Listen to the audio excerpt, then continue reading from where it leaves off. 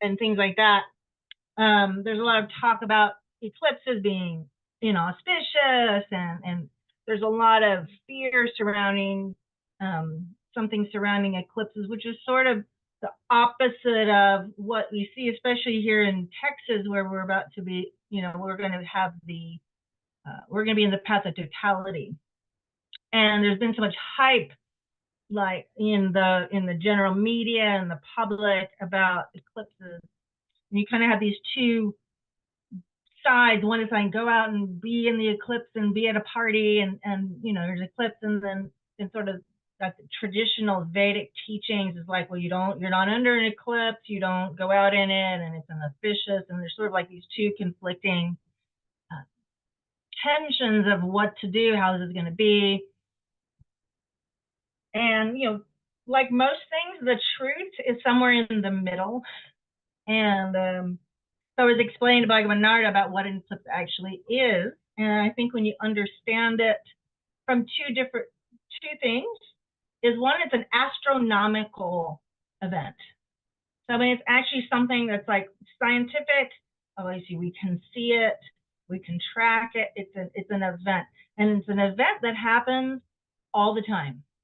We get 4 eclipses a year, and they come in pairs. They come in. There's a lunar eclipse. We had a lunar eclipse on March 25th, and then we're going to have a solar eclipse, on Monday on the 8th.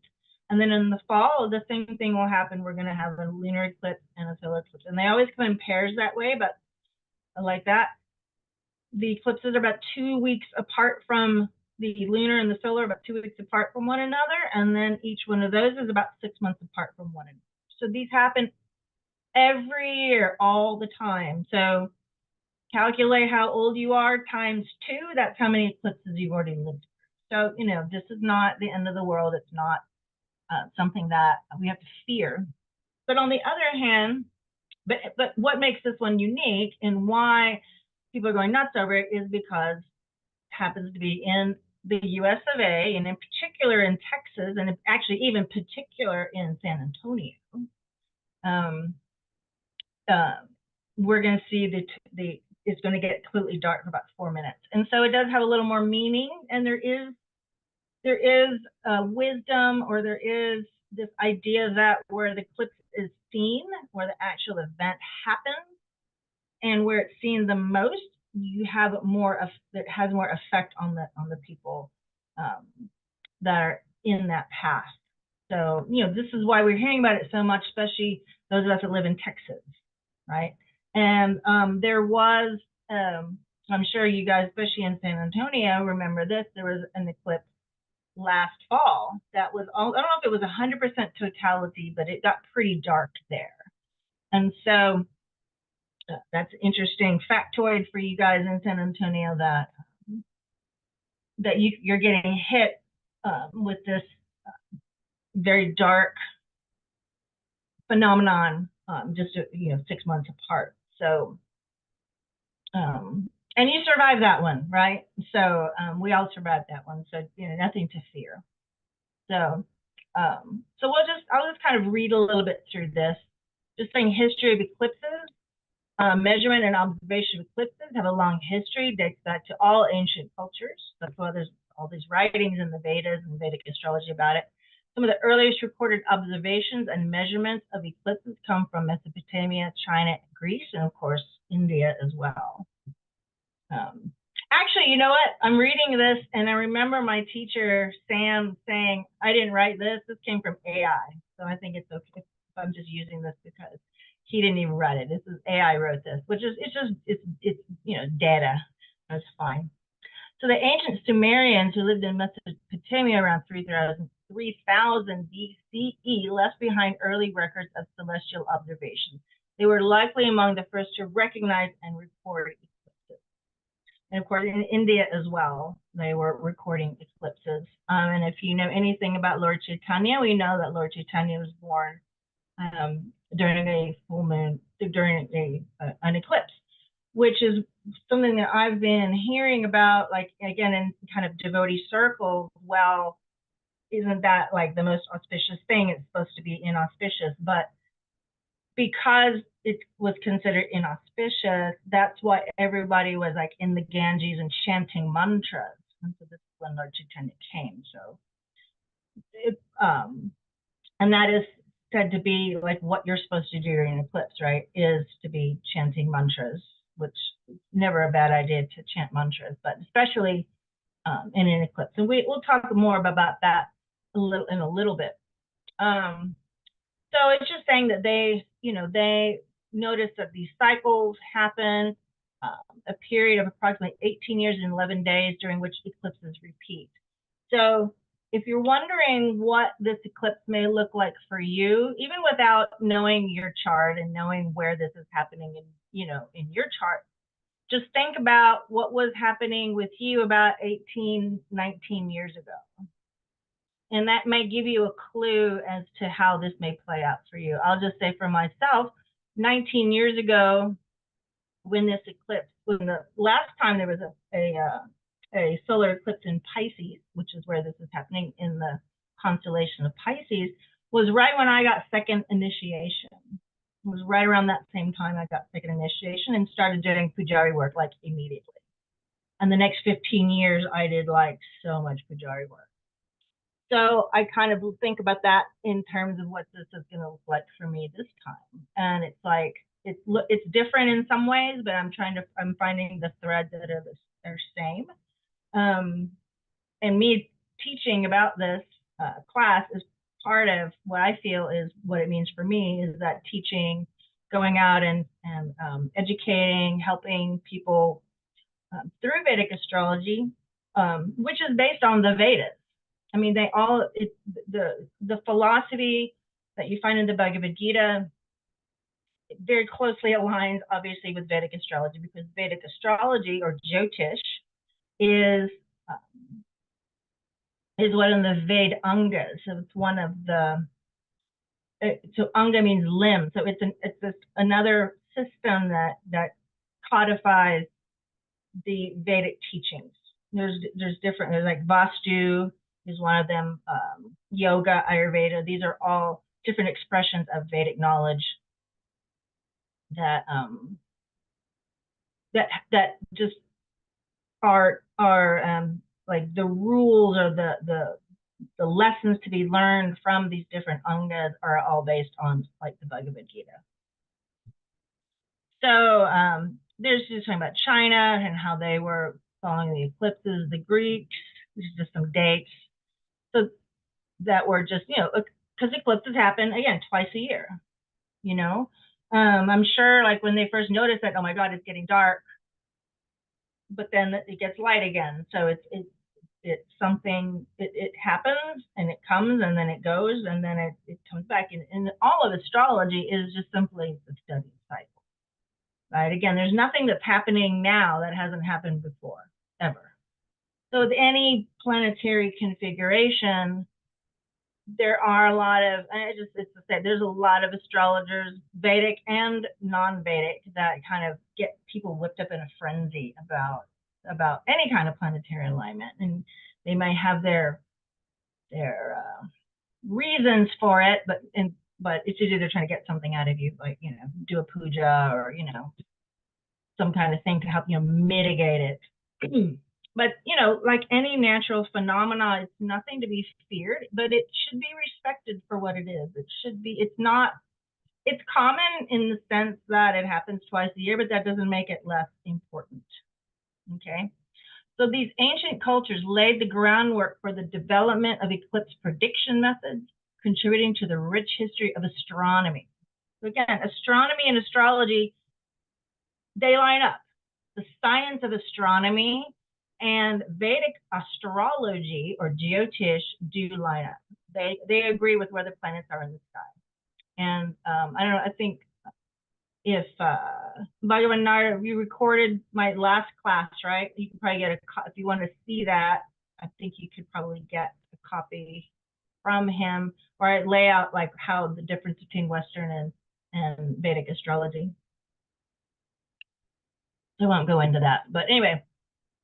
So this the astronomy, their observations and mathematical models formed the basis for later civilizations to further refine and expand our understanding of celestial phenomena. So here we go. If anyone is familiar with any art, a bhakti art, you'll recognize some of these paintings, right? Because where do eclipses, what are eclipses? Actually, I'm going to fast forward just a little bit here.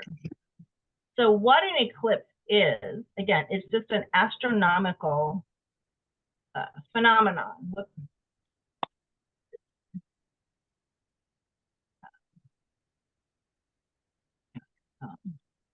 So we have here, so we have the Earth, okay, and we have the sun and the moon, and then the sun and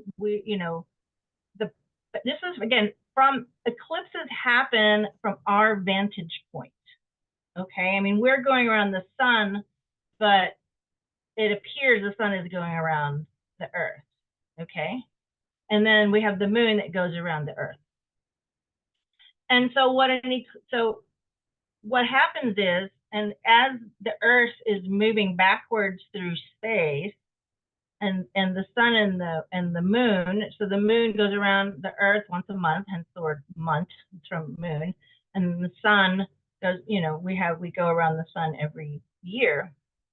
And so what happens is, and this happens at different points of the year, there's 2 points where they cross, right? And so you'll have the sun and the moon.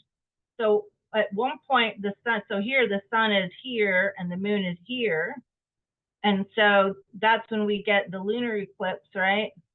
And then down here, the sun so where the sun blocks the moon and the moon blocks the sun. So this is be a solar eclipse when the moon blocks the sun, okay?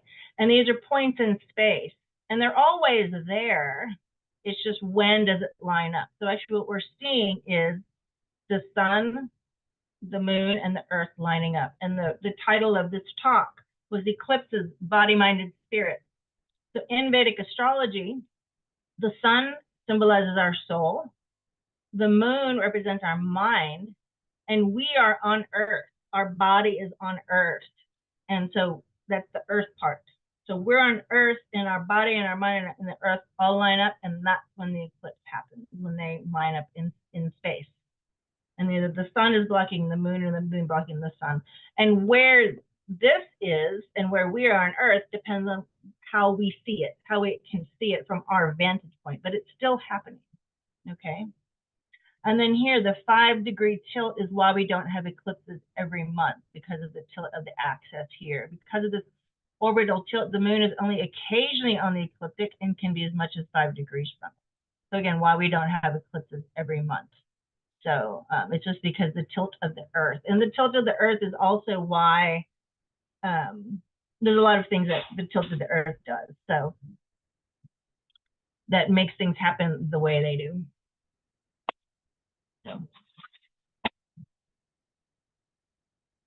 So what does this have to do with Vishnu's disc symbol lunations and eclipses? So in Vedic astrology, the ascending node is called Rahu. And Rahu, and then the descending node is called Ketu. And that's connected to this story. And it's in the Srimad Bhagavatam, and I can't remember what canto it is up. I was reading it the other night. And if anyone can remember, chime in. And I don't know this story in detail, but anyway, basically what was happening, this is the churning of the milk ocean. And you had the demons and the devas working together to churn the milk ocean, okay? And by doing this, a lot of poison emerged from this, okay? And that's where the story of Lord Shiva drinking the ocean, drinking the poison, okay, of the poison that emerged from the churning of the milk ocean, okay? And so when we had these demons and the devas are doing this, Shiva drinks the poison, and what's left from this churning of the milk ocean is this Amrit, which is the nectar of immortality, okay? And then the whole story of Korma saving everything, it's all connected. And this is when in my studies of Vedic astrology, when I saw how the stories of the Bhagavatam and the stories I'm learning about in Vedic astrology, it started to become very alive to me. Because the Bhagavatam has happenings, like there's events that are described in the Bhagavatam, and there's a lot of moving parts. There's a lot of people involved, and we're hearing the story of one thing, one person that happens, and it usually has to do with Krishna and Vishnu, right? And then we're hearing how the story goes on from that vantage point, but there was still a lot of other people, a lot of other things going on, and you can go on in that direction and follow that story, right? And I started seeing what I was learning in Vedic astrology, and the Bhagavatam is just it's so rich, right? There's so much, it's so many overlaps and things like that. And it's so intimately connected with the stories of the Bhagavatam and what we read in the Bhagavad Gita. I was like, wow, this is just makes all of it more alive. Than that was my feeling when I started learning more about the stories of the planets and everything like that. Because in Jyotish, like everything in the Vedic thought, is that like the planets are incarnations of Vishnu. They're people. They're expansions of Vishnu. So they're seen in a very personal way. Everything has a personality, right? They're not just these dead objects. They're actually, there's devas behind the planet that and they have personalities and they interact with one another. So what was happening here? So I'm here at with this head floating around. And so this was an assembly with the demons and the devas were assembled here. And they were passing around the Amrit to drink to be immortal. And the demons weren't supposed to be there. But Rahu crashed the party. And on purpose, he sat between Surya, the sun, over here, and Chandra, the moon. He's kind of blended in with the devas, particularly the moon and the sun, Chandra and Surya. And he thought he wouldn't be seen, and he drank some of the Amrit, right? And this is Mohini Murti. She came here she's an expansion of Krishna, or Vishnu, Krishna. And came to, she was trying to charm all the demons away, right? To distract them. And so when Rahu drank from the Amrit of immortality, it was like that wasn't supposed to happen. So Mohini Murti, Vishnu, cut off his head. But he'd already drank the poison, he already drank the Amrit, so he was immortal. And so he was cursed to that his head would wander around the universe and his tail is dead. So this demon became Rahu, the head, and Ketu, the tail. And so this is where this malefic or inauspiciousness of the eclipse kind of came from the Vedic literature. Is that, so basically it's Rahu coming and messing with the sun and the moon, by blocking the light from the earth. Okay. And so this is from those cool comic books that tell the stories from the Bhagavatam, the discs here, and this is again the picture of Rahu getting his head cut off. Okay, so in Vedic astrology, Rahu and Ketu, Rahu and Ketu are always somewhere in the chart, and they're places of confusion. And this is why eclipses can be confusing, is because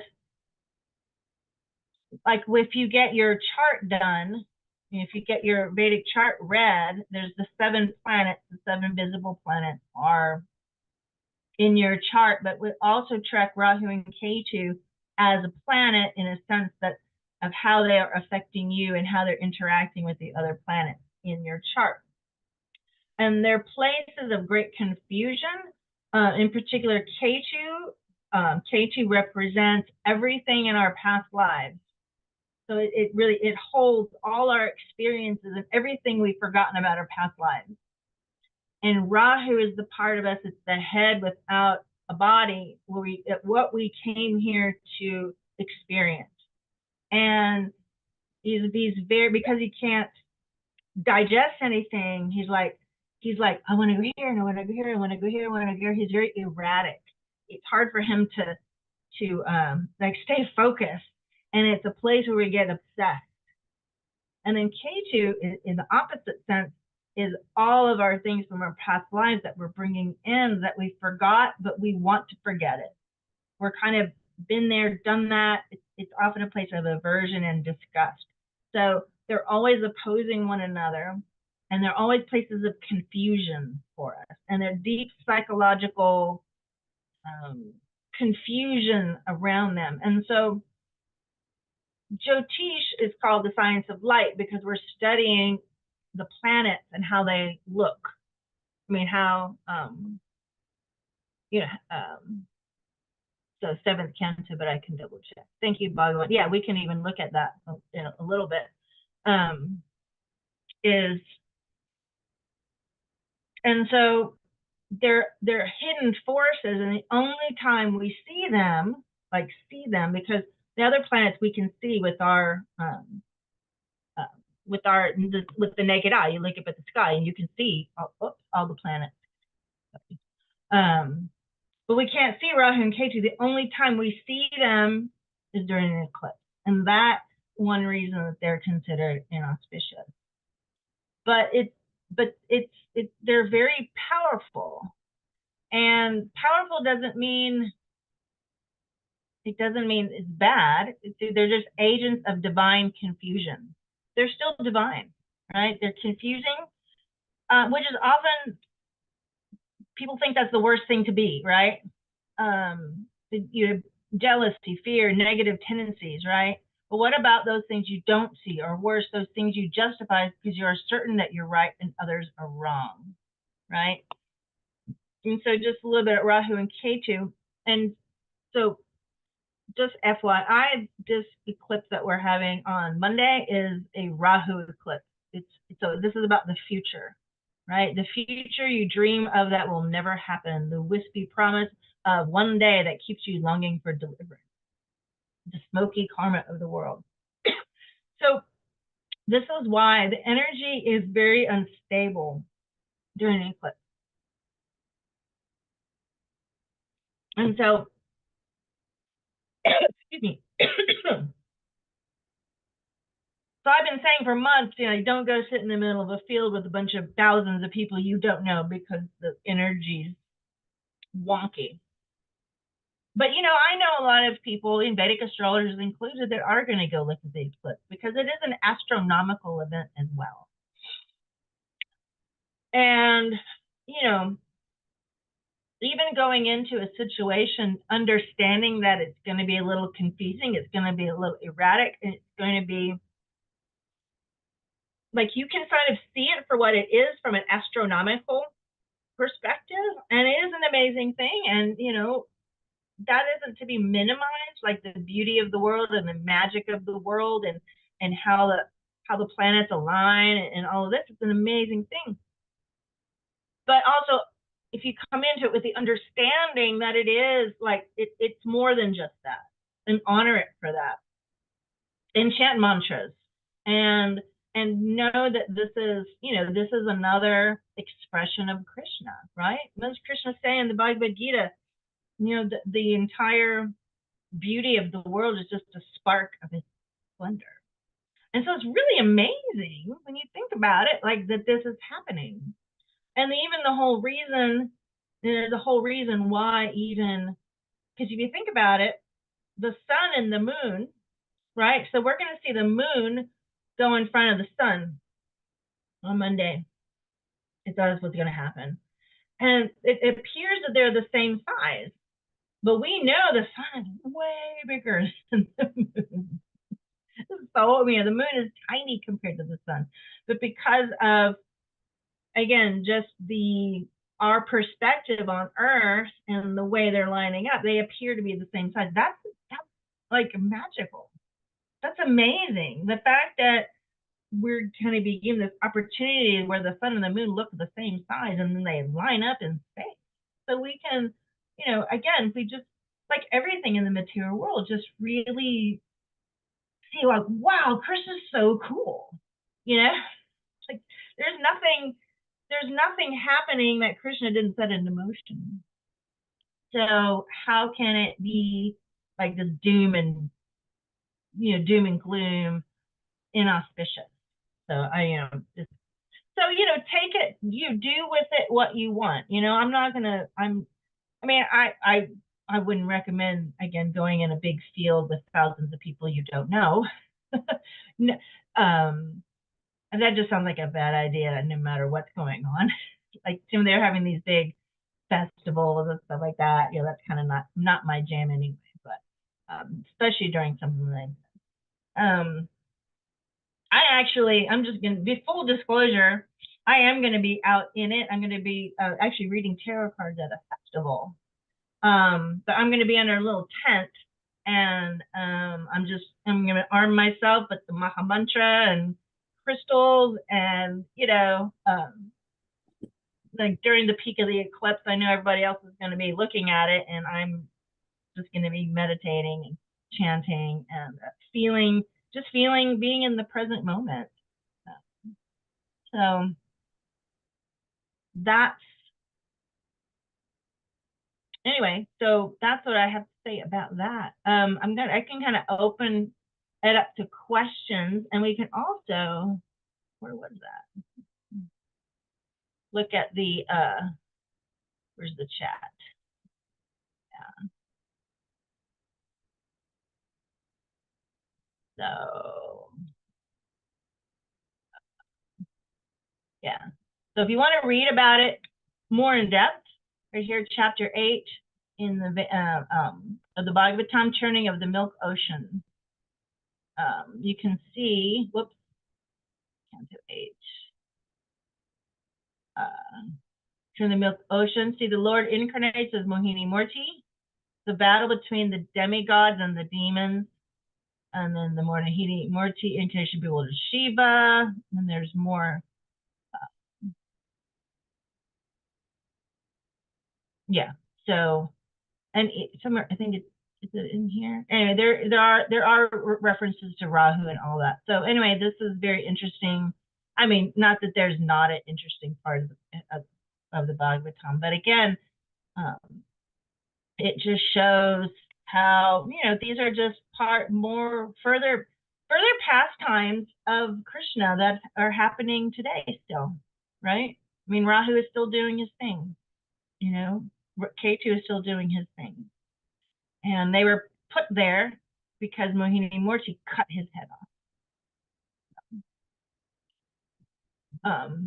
So anyone have any questions or comments? Nardi, excuse me. Yes. Hare Krishna, thank you so much for talking about this because, yes, we always have like all these mixed emotions and confusions about eclipses and what they mean. I had a little bit of a side, not exactly about eclipses, but could you speak more about what it means when you're in your Rahu period?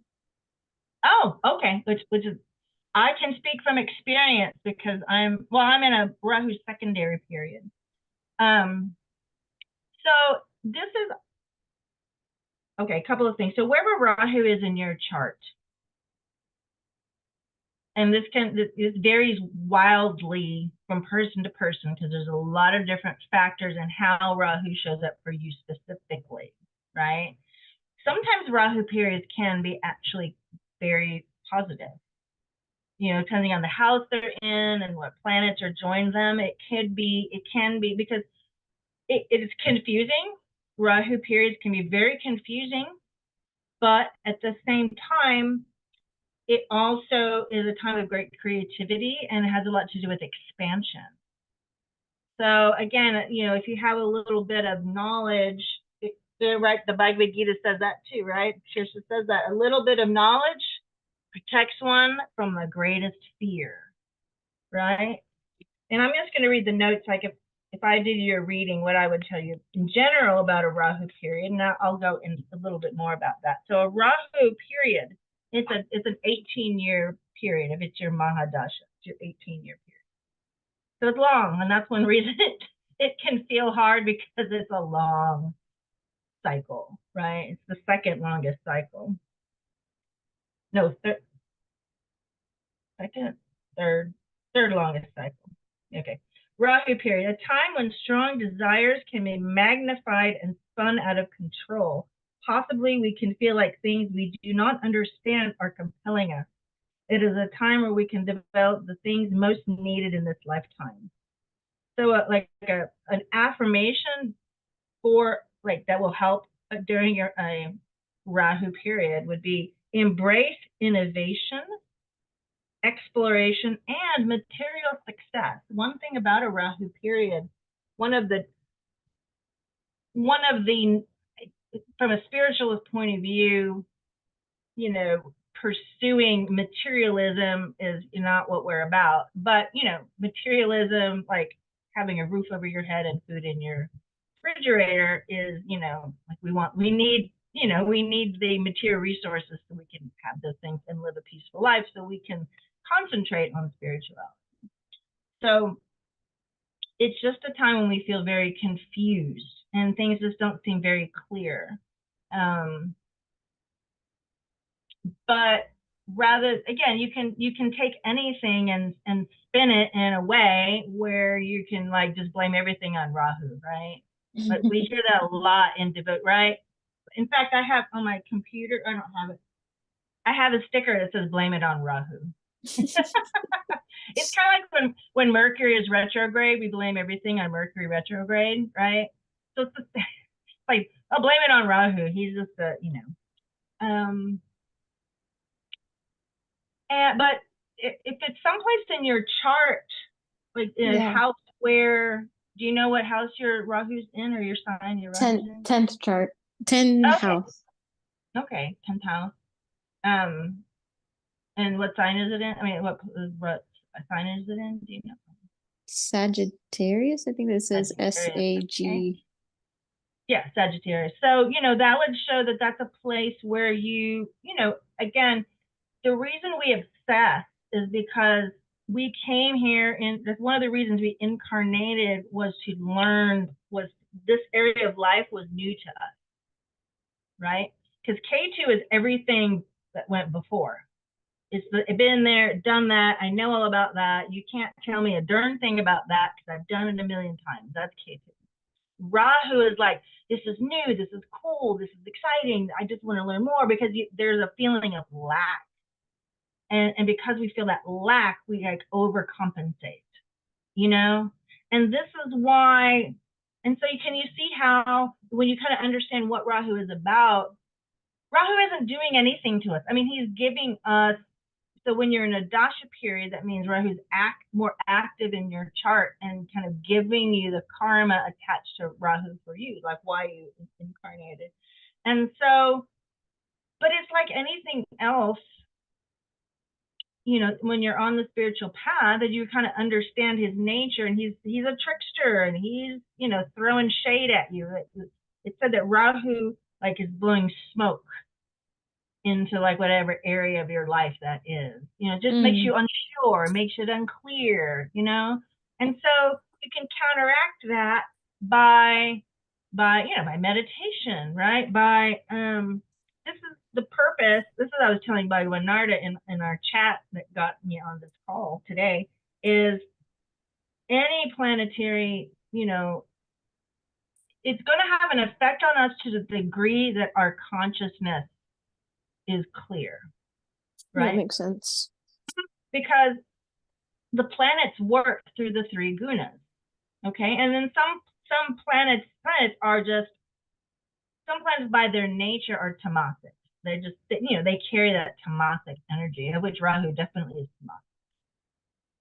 But even the tamas of Rahu can be made more clear if our consciousness, because so how the planets are, we're viewing the planets are in the sky, they're giving us their their influences, and with our mind we're experiencing that. But what is our mind? Is our mind working in a tamasic level? Is it working on a rajasic level, or is it working on a sattvic? And the more, just like anything else, the more we aim for sattva, and of course even beyond sattva into shuddha sattva, right? Our consciousness, our mind gets clear through through chanting, through all the reading shastra and all the things, service. Then when the influences come in, we're going to see it for what it is. And even if it's something we don't like, we're able to move through it, or like, okay, well, let me check this out, and for you, it being in the 10th house is the place of pressure. It's the 10th house um, is it's the natural house of Capricorn, so it has a very Saturn energy. It's very heavy. It's very pressure, and so that's probably why if you're having, the 10th house can be like it's a place where we can feel burdened, we can feel heavy, right? We feel like, oh, this is what everybody is expecting of me. It's the house of career in a lot of ways, but that's tied in with how um, even if we like our career, we enjoy what we work, there's pressure there, right? And to create something, we have to please the boss, or we need to make enough money to pay the bills, right? So it's kind of a heavy part of our chart anyway, and so it can feel really heavy and confusing. What am I supposed to be doing? That's interesting. That makes a lot of sense. So the answer is the same for everything. Is chant Hare Krishna. Right? And there are other, within the Vedic, even within Jyotish, there are, the remedies, different, mantras and gemstones and stuff. And, there's all the things of, again, like the unscrupulous.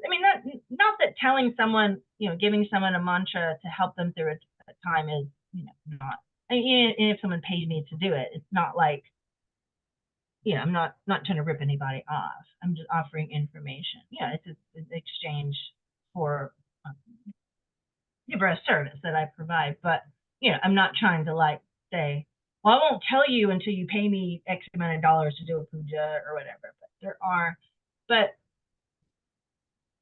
seeing the kind of the positive side of it, it's just giving you time to work it out and to figure out.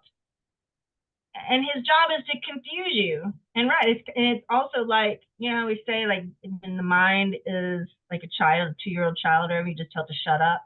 You got to do it over and over and over. And so it's that same thing, the more we clear our mind and our heart and our consciousness with spiritual activity, then the less negative influence, and then you see the positive influence.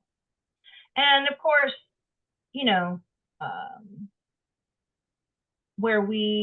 so if your 10th house is Sagittarius, so that means, hold on, I have to look at them. I have to visualize something here. So if your 10th house is set 10, 11, 12, 1. Oh, you're Pisces rising, huh? Pisces rising, Nardi? Sag is your 10th house, 11, 12, 1. Then yes, I think so. Yeah, so that means this eclipse is happening on your ascendant. So this is also a reason why you may be feeling, if you're having like an identity crisis. Is that what you feel like? It's been super intense, I'll tell you that much. But yeah, because this is your ascendant, this is your core of who you are, and this is where the eclipse is happening. So think of it, eclipse in like non-astrological terms. When something is eclipsed, right? It's overshadowed, right? And so it just makes you question everything, you know, and the fact that and so this is how, like, and you can sit with it and observe it and move through it. Oh, and I'm gonna put there's a video. He's a wonderful Vedic astrologer. He's on Instagram. He's called Your Brahmin Friend. That's his name, Vanamali. Anyway, he was, you know, I think he's like a, you know, we gotta stop calling him guru coolies. But anyway, he was born in the movement. You know, he's one of those. He's not a crazy convert like most of us. And he's a Vedic astrologer, and I just like he's got a real down to earth way of approaching things. And I Instagram as Your Brahmin Friend, and he did a really nice little reel about the eclipse and how to observe it. So I highly recommend. Besides following me, you can also follow him. He's very insightful. But I really particularly liked what he said about the eclipse and you know, how not to fear it. Well, thank you, Nardi, and bless your heart for this stuff. Thank you. I appreciate it. Pisces rising people are getting they're getting their identity totally. The thing with, and since this is in Pisces, Pisces is the last sign of the zodiac. I mean, already any Piscean is already feels like they don't belong here anyway. Like they, you know, they're the most naturally drawn to, you know, this isn't my home. You know, I bet when you heard, you know, you're not the body and this isn't your home, you're like, well, duh, you know, right? And so Pisces is where everything dissolves. So, you know, like the dissolving your false ego and dissolving of all these ideas of who you are, you know, the falsities of you. So, you know, what do you need to let go of? What do you need to hold on to? And this one is very much about letting go, but it's future based. Rahu's at the future. So like, what do you need to step forward into a life that's really more in line with what you really want to do and what your real purpose is? Is your first house is a Dharma house. So what, Nardi, what makes, you know, what is the thing about you that if you took it away, you wouldn't be you anymore? These are the kind of things to think about, you know? And if something in that version of you, if there's something that's not serving you to be that person, you know, then it's not your dharma. If it's something that you can be without and still be you, this is the time to let it go. And so, you know, just as Vanamali said, he was like, let it move through you. He called it a riptide. And so anyone, you know, knows about like the ocean, right? And, you know, when you're being pulled into, I've never been in one, but I've read that when you get pulled into a riptide, the worst thing you can do is fight it. If you relax and let it do its thing, and then it'll let you go. And so that's especially for you, little Miss Pisces. You know, this is happening for me in my 5th house. So it's about creativity and the things I love the most. And also, I happen to have my natal Rahu there and my natal Saturn. About facing the fears, you know. And that's why I think, even though I've been talking for months about how I was gonna like stay inside and do kirtan and like stay out of the eclipse. But when I got this opportunity to read, and you know, I'm getting paid for it, I need the money. And I'm like, no, this is, so with my Saturn, I'm facing the fear. Any fears that I've built up about this eclipse, I'm just gonna be there and let it move through me at this event in Irving, you know. Thank you so much. Oh, you're welcome. Anyone else have a question? Comment?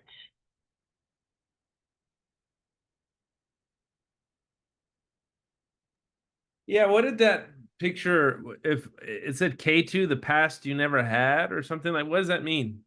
I couldn't So really... this is what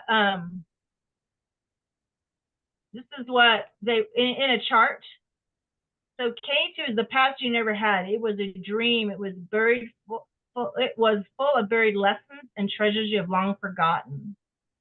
So K2 is about reckoning with our past. A lot of K2 energy has to do with forgiveness. And another thing with K2 is because again, they distort things. Okay, so Rahu distorts things. It makes them seem bigger and crazier and like wilder than it is. And then K2 has to do with, because you know we've like our childhood, like when we were living our childhood, we felt one way about it, but when we look back, it's different. Or like I was talking to someone who has a bunch of brothers and sisters, and you know, as children, like you've had brothers and sisters growing up, you experience some of the same events at the same time. We had the same parents, right? And you're all in the same place. Let's say it was a Christmas, all right? And all of you had experienced this Christmas, right? And then if you got together with them like 10, 20 years later and talked about this Christmas, guess what? You're going to have 5 different versions of the same event. And that's kind of K2 at play, because we remember what we want to remember. We forget what we want to forget. And so when we think about the past, or we look at the past, neither is correct, because we're remembering in a certain way. So the past, when we think about, oh, you know, this and this happened and this person hurt me, you know, but maybe you find out later that person, you know, whatever, like maybe they did hurt you, but they weren't being malicious and trying to hurt you. They were having a really bad day. That's another example of that. See what I mean? So it's the past you never had. It's this, it's our vision of it. It's our version of it. It was a dream full of buried lessons and treasures you've long forgotten. So there's a really deep healing when we heal those K2 parts of ourselves, when we heal things having to do with K2. And again, the same thing, wherever it is in your chart, that's where you have those lessons that you need forgiven, you know? And the thing with Rahu and K2 is, again, they're always opposite in your chart. So they're always there's always a kind of a tug in, you know, this kind of, because what they represent, we want the Rahu thing. We want it so badly, and we're just like, oh, I need the Rahu thing. And we think that if we have any sliver of the K2 thing in our lives, we can't have the Rahu thing, and vice versa. See?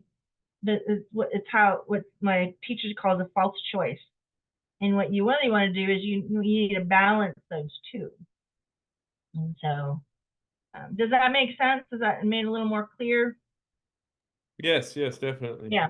And see, the smoky karma of the world, Rahu and Ketu have a lot to do with time. And guess who else is time, right? Right? I am time, the story of the world, right? Which the Oppenheimer people got wrong, right? They got that quote wrong.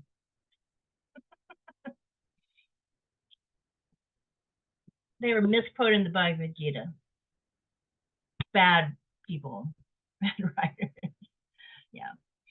So yeah, Rahu and Ketu are super. I mean, it's anyway. There's a lot. So original shadow work, right?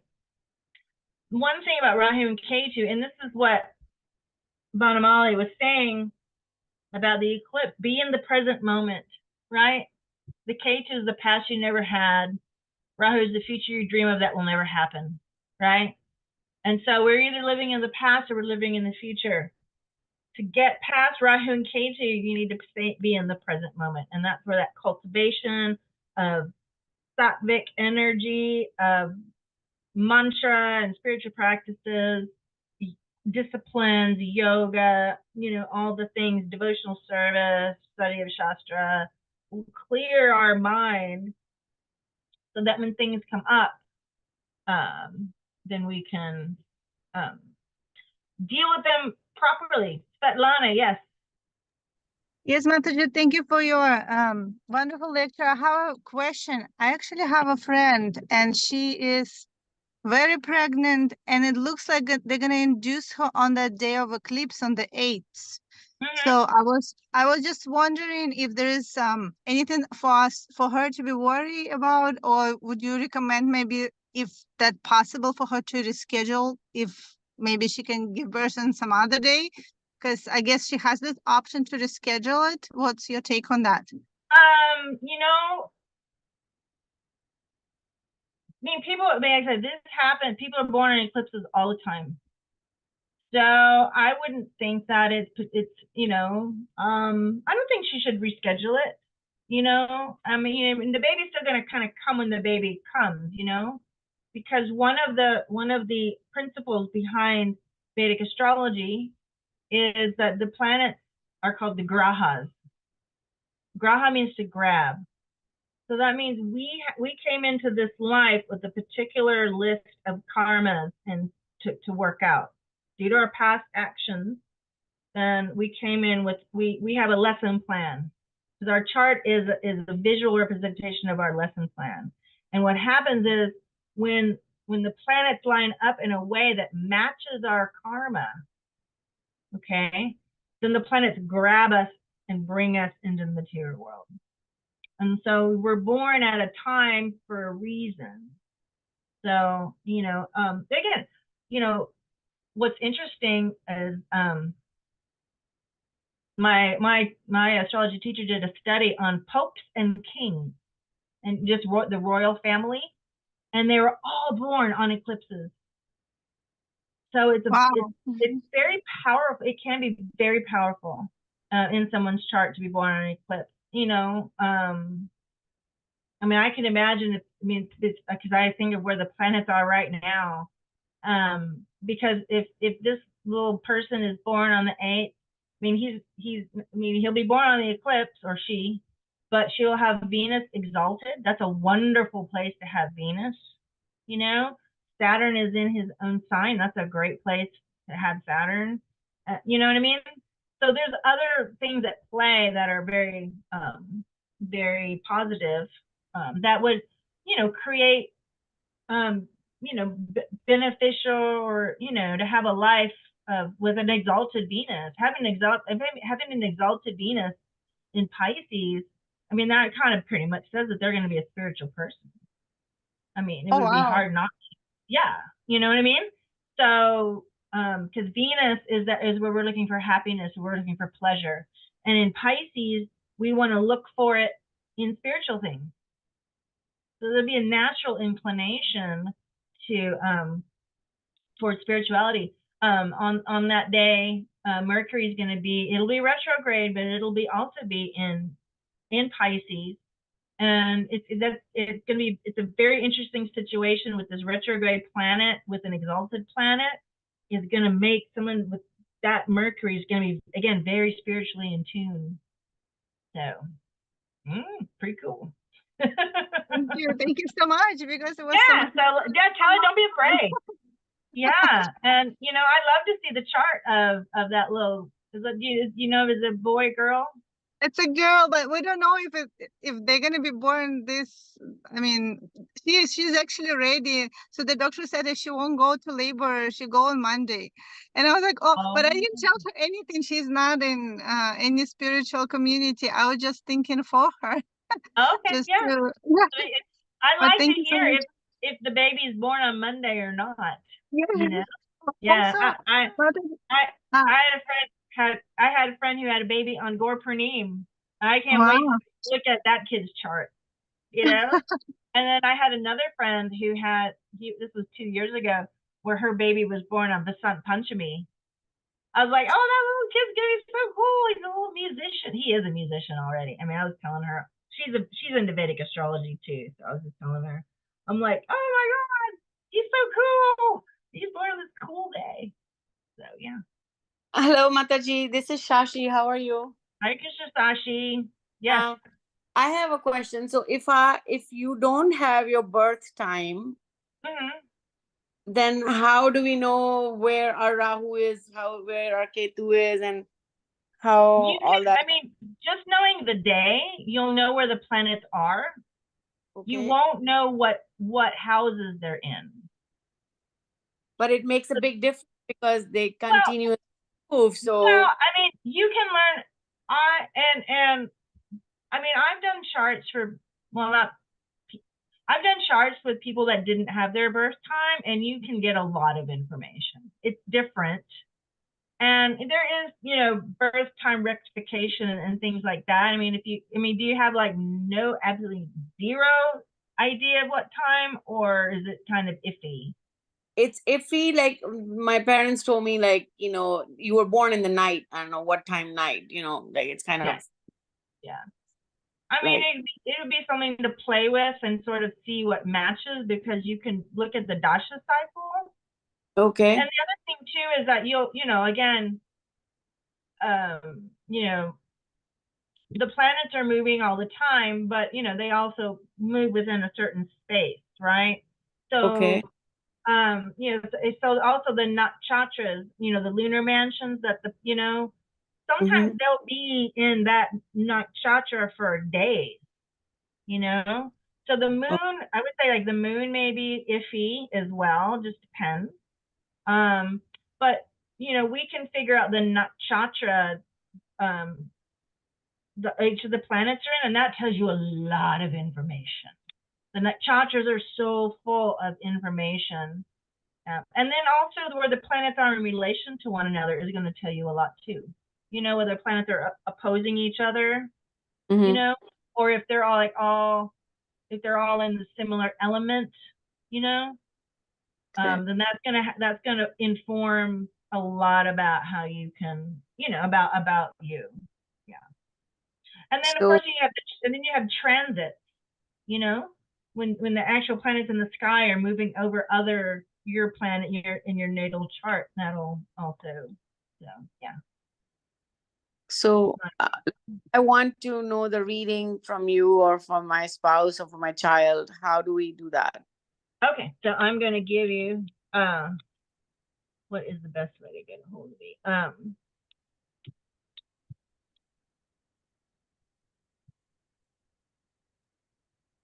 This is my email.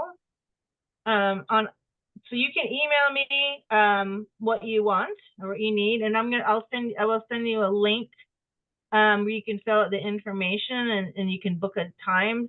The first 30 minutes are like, we can kind of talk about what you want, and then we can proceed from there. And then also, if you want to follow me, I do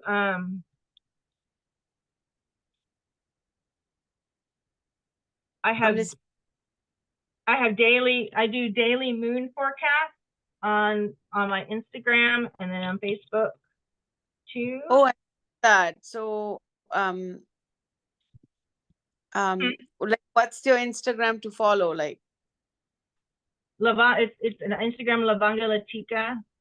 And so what I okay. do on my daily post is I say where the moon is that day, the nakshatra that the moon is in, what's the tithi, the lunar day, and the day of the week, which is ruled by a planet. Like today's Thursday, and so it's ruled by Jupiter. So you kind of take all those different things, and it sort of gives you a sketch about what the energy of the day is going to be like. Okay. Yeah, thank you for doing it. Sometimes, like, you don't know, like, you have, like, Rahu has certain traits and the Ketu has certain traits in personality. And, like, you wonder, like, if that's been, the energies are pulled by these planets. And Yeah. how do you amplify it, So, like, we'll just, because I know Nardi Arvison just said that her Rahu is in Sagittarius, but that means her K2 is in Gemini, because it's the opposite, right? And so if we didn't, Nardi just said that that's in the 10th house, her Rahu's in the 10th house, which gives us more information. The point is that every piece of information in Vedic astrology is deep. And the more information you have, you just layer it up, and you may not be able to get the full scope of it if you don't have the time, but you can get a lot of information. You can go deep. So just knowing if your Rahu is in Sagittarius and your Ketu is in Gemini, like Nardi has. Again, if we didn't know that it was in the 10th house and the 2nd house, yeah, I think so. Then the houses are going to tell us something, but just being in those signs is going to tell you a lot, especially with something like Rahu and Ketu. Yeah, but yeah, that's true. I mean, sometimes, you go through so many things in your life and you don't know where you're heading, and you just want to kind of get some guidance. But at the same time, sometimes the information is so, like, I don't want to know the future. I just want. Yeah, and and the way I approach my practice is really about connecting, more than anything, connecting people to spiritual practices which are beneficial for them. Like I was saying, Nardi was saying that she's in a Rahu period. There are things that she can do, spiritual practices that will help that, specifically. And I want to help guide people like that, not like, oh, you just got to do a puja and not worry about it, or something like that, Life goes up and down, whether we know what's happening or not, right? True. There's people that don't know this eclipse is going to happen. It's still going to affect them. And it's a lot heck of a lot nicer when you, and the thing is that when you do look to the future, again, the way I explain it too, it shows, because again, free will, right? You can now, the free will is, always that other factor. And I'm not gonna say, so like Nardi's asking about her Rahu period. A Rahu period means this is the arena of what things are going, things could arise. I'm not gonna make specific, she asked me would this be a good time to go to school or something? That's one thing. But I'm not gonna make specific, especially scary, but I don't, this is the environment that's going on. And, when I talk to the person, find out what they're interested in or what they, what they want to know, what they want to do, and we can make it fit. Maybe we can adjust how you approach things, or, look at it this way. I'm here to more assist you making choices based on, it's like the weather. I use a lot of analogies with the weather. If you know it's going to rain, then leave the house with an umbrella. If you think it's going to rain, right? That's what it is. Yeah. If it's going to be 90 degrees outside, then you're going to wear like a sundress, right? But if it's 30 degrees outside, then you're going to wear a sweater and a coat. You don't have to wear a sweater. I mean, you can wear your sundress when it's 30 degrees outside. You can. It's your free will. You're not going to be very comfortable. Right? So yeah, it's kind of just that simple as well. It's like, this is the weather. And is it going to be cloudy for, a year or 10 years or 18 years? Rahu is an 18-year cycle. Well, that's why, when the 18 years, so one thing is comprehension of these things and understanding and implementing them.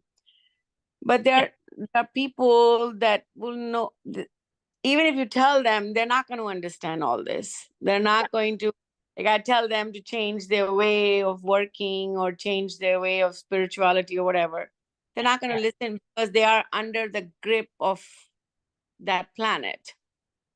Yeah. But also that, what I was talking about, the gunas, right? And so, and if you're, and again, other things in your chart, you may be more, there might be aspects, and tamasic isn't, the other thing too is nothing is bad or good, ultimately. Even from the Vedic astrology perspective, when we talk about tamas, tamas also means just protection of the self. Oh, you're welcome. I'm glad. Thank you for coming. So tamas just means we're protecting ourselves. It means maybe it's a time to kind of mellow out for a while. not be so forth, like sometimes we just spend a lot of energy, and it might be a time, because Rahu is tamasic. So work with that energy rather than fight it, right? Just like we're talking about the eclipse, don't fight it. Don't fight with Rahu. That's not going to help. He's a demon. He's just doing his job. They're all they're giving you a lesson, and just because a teacher is giving you a lesson you don't like or it's hard, sometimes we get the best lessons from that time. Like I know, just in general, and I probably need to shut up pretty soon, but I'll just say this: like Saturn gets a bad rap. Saturn, because Saturn is harsh. He's like makes us remember that we're all going to die. He gives us pressure. He puts boundaries on us. But the reason Saturn does that is because Saturn really just wants to give us peace. Saturn wants us to not worry and be peaceful and like organize ourselves and do the practices, like show up and chant japa in the morning, all those things that we don't want to do. But when again, the Bhagavad Gita, right? Word of goodness, things that are poison in the beginning are nectar in the end. That's Saturn. Tastes like poison in the beginning. Don't like it. But if you keep showing up and doing it, it's going to get better. So again, and Saturn is tamasic. But that's our personal practice. Saturn is our personal practices that the pressure we put on ourselves. And so we can fight it, or we can. All right. Anything else? Oh, you're welcome. And then here's all my info. And I hope to hear from someone. Or not. I mean, or especially if you want to know how this eclipse is going to affect you. I'll do that for anybody. I'll just tell you. If you want to know where this eclipse is happening for you and a little bit about what that means, email me. And this is like a gift to help you, because it's a major thing, and especially for us here in Texas and in San Antonio, where it's going to full, dark totality eclipse. It has an effect on us. So I will do that for and actually, Bhagwan Nardi, anyone in your circles that want to just know that piece of information, and have them contact me. Thank you. You're welcome. I guess, is there any more questions? Does anybody have anything left you want to ask? If not, we can conclude here. I had one question about something you said earlier, but it just escaped me. It was a really good one. So maybe I'll probably send you a message. Okay. Words once I remember it. But okay. Thank you all for joining. We will see some of you this weekend. Hare Krishna. Thank you. Hare Krishna.